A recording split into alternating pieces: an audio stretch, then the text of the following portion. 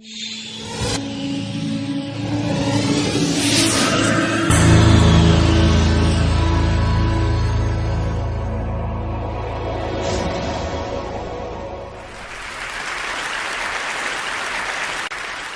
imagine a big explosion as you climb through 3,000 feet. Imagine a plane full of smoke. Imagine an engine going clack, clack, clack, clack, clack, clack, clack. Sounds scary. Well, I had a unique seat that day. I was sitting in 1D. I was the only one who could talk to the flight attendants. So I looked at them right away, and they said, no problem. We probably hit some birds.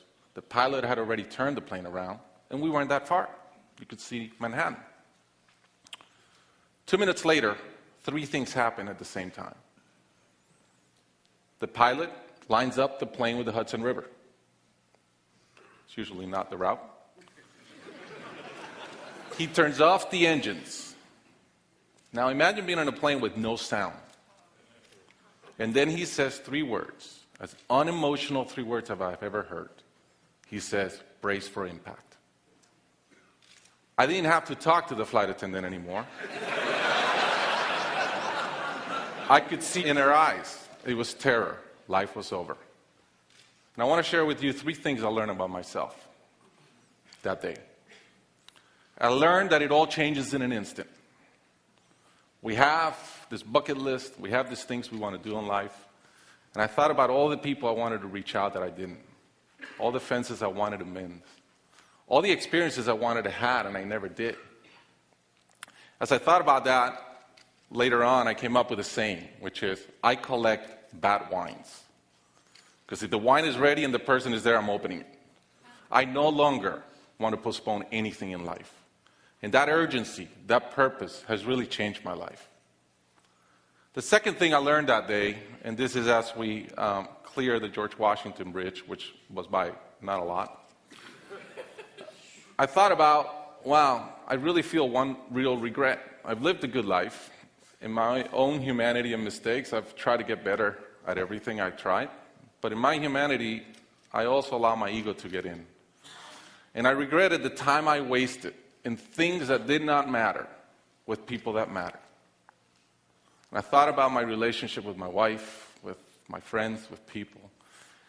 And after, as I reflected on that, I decided to eliminate negative energy from my life. It's not perfect. It's a lot better. I've not had a fight with my wife in 2 years. It feels great.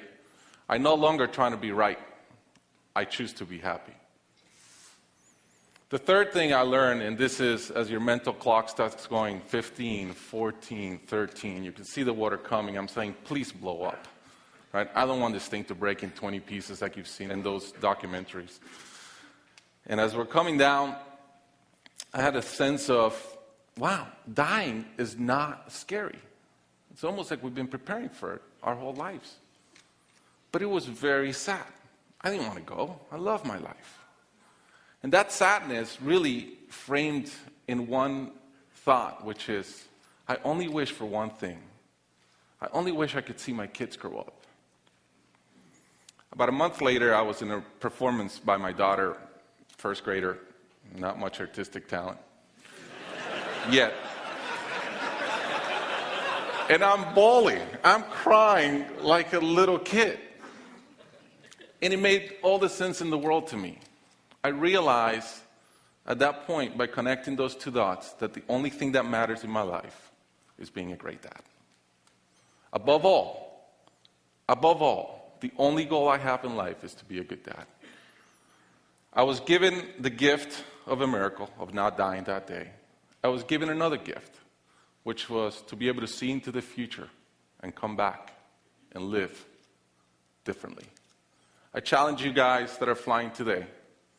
Imagine the same thing happens on your plane, and please don't. But imagine, and how would you change? What would you get done that you're waiting to get done because you think you'll be here forever? How would you change your relationships and the negative energy in them?